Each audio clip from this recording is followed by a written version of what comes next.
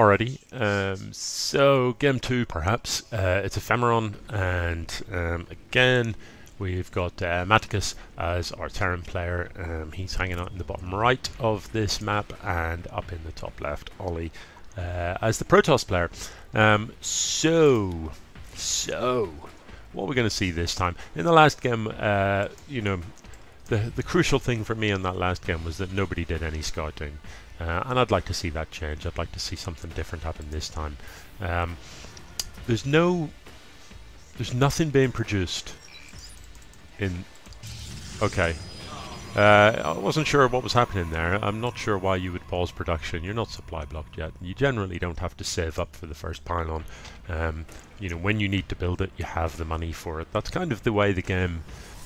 kind of the way the opening builds line up. You know, when you start the game, you start building workers, and what you find is as soon as you've got money to build a pylon, a depot, an overlord, that's exactly when you need to build a pylon, a depot, or an overlord. I don't know if that's by design or fluke or whatever, but that is how it tends to line up. So you shouldn't have to save up for that first pylon. You shouldn't have to save up for that first supply depot or whatever. It just kind of comes out. Anyway. Normal looking openings here. On this particular map, again, it is relatively straightforward to hold 3 bases.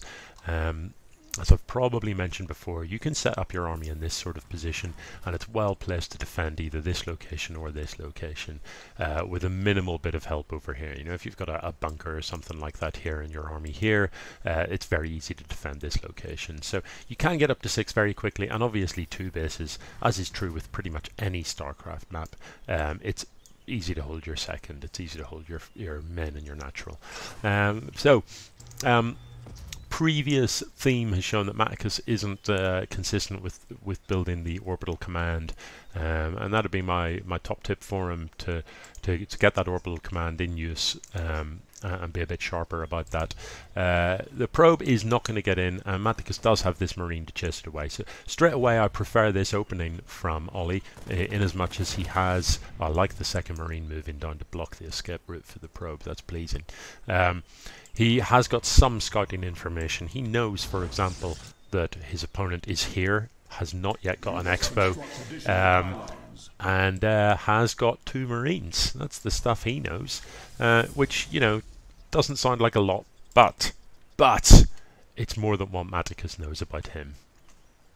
And as it turns out, Ollie does have this expo in production, and I don't mind that at all. I don't mind the early expo. Just make sure you're able to defend it. So, you know, what's really crucial for Protoss these days is shield batteries. They just make such a huge difference to defensive positions. So the Forge is fine, and photon cannons are okay things at the start of the game. Look, probe transfer and everything. Very nice. Yeah, they're okay things, and they can certainly help you out against things like drops. You know, a cannon here or something like that is a great sort of thing to save you time, to buy you time if there is a drop or something, so you can get your units over to see it off. But ultimately, if it's a big push in through the front door, shield batteries just double the effectiveness of your army. You've just got zealots that don't die. You've got stalkers that don't die. And that's really, really important. So if your opponent pushes with things like marines do small amounts of damage repetitively, and shield batteries are brilliant for that because they recharge the shields after every hit. What you need to kill stuff that's being supported by shield batteries are things that do burst damage, so things that do a serious amount of damage in one go. So that there's no time for the shields to recharge, essentially. Okay, let's have a quick peek at how things are going income-wise. As you'd expect, with the earlier expo, our Protoss player is well ahead in income. So if he is able to set up defensively here and make sure he keeps this base alive, he has potentially got a win on his hands. What I'm a little concerned about is that there's no sign of developing tech in Protoss land here. And there needs to be. I mean, yeah, you've got the Cyber Core. It is possible to win again with gateway units, but it's unusual. You know, the Protoss strength is really in its tier 3 stuff is brutal. You know, so you've got this economic advantage, turn that into a tech advantage.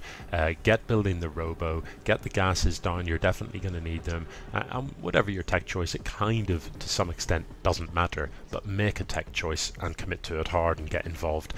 You won't win it, you're not going to win again with zealots. The scan sees nothing, which is a bit of a win there. So you know, in general, you drop a scan. Why are you scanning? You want to know what your opponent's up to. You want to get some sort of indication as to what tech choice they've made. Of course, we know that Ollie hasn't made a tech choice yet, but that scan misses everything. The only thing he saw was the side core, and to be honest, if you don't have a side core at 5 minutes, you might as well quit. So, Twilight Console oh, right, okay. I was just about to say Twilight Console. Looks like he's made up his mind about the tech choice. But then the Stargate comes down. So, not 100% sure. Either of these options, whether you're going Twilight into Templars and things like that, is definitely going to need way more gas income than he's currently got. These minerals, you know, I'd like to see them turned into gateways at the very least. You're still only building off 2 gateways, so you've got all of this income, but only 2 gateways from which to build actually fighting units. Upgrades coming, and upgrades, you know, any upgrade is better than no upgrade. But in general, against Terran, go for armor before the attack, unless you know for sure it's mech. It looks like Matticus is going to move out, and to be honest, this is a pattern we've seen a lot with Matticus. He gets up a reasonable force of Marine Marauder, and he marches across the map with it. Combat Shield is done, +1 is done. No stim, but then there's no medevacs to support that anyway. You can see that stim is in production, and +1 armor is in production. I wonder if he'll wait for the armor to finish. There isn't that long to go, but at the same time, at present, he does have an overwhelmingly larger force. And these zealots, they're just not worth anything. You know, that was the sort of a harsh lesson to learn in the last game. Zealots without charge, and look, charge is a long way off, just are not going to fare well about this. So these zealots aren't really going to get an awful lot done. Again, you know, a shield battery positioned here and here, and those zealots would be, they would take twice as long to die, and that would be a bonus. Look how much bank there is. If you've got 5 gateways, you're warping in 5 stalkers right now, but you don't. You've only got 1, and that's why you know, you're warping in a single unit that's just going to get sniped immediately. So I like the economic opening, but do bear in mind, this is not Monopoly. It's not about winning money. It is about turning resources into army. So by all means, open. Yeah, you know, 5 minutes ago. 5 minutes ago is a little harsh, but certainly 3 minutes ago he could have done this and been absolutely fine. Yeah, I mean, that's, yeah. I don't think any of this is going to matter. I don't think there's time for this stuff to finish up. If you are gonna do this in the hope of getting these done, you also need to drop a side core, because trust me, when these Marines come up the ramp, that side core isn't going to last long. And all of this just means the only thing you're going to be able to warp in is zealots. You don't have charge for those zealots, and the zealots that you do warp in are going to go the way of the other ones. I like it. High-sec auto-tracking is in production, and it's hard to see what effect that is going to have on the outcome of this game, but it will mean that Planetary Fortress's turrets have a greater range. Not that he's got any of either of those things. So it looks like this is going to be GG. You know, some of these gateways may actually finish up, and when they do, he's going to be able to warp in a terrifying number of units simultaneously. Supply is going to be the big problem. There's only 3 pylons here, so he will find that he'll run out of supply warping stuff in pretty quickly. But there's too much stuff. There's siege tanks, there's marauders, there's everything. What are you going to warp in that's going to see this off? I don't even know what I would try and warp in. A zealot, 5 zealots. Oh, that's the place. Yeah.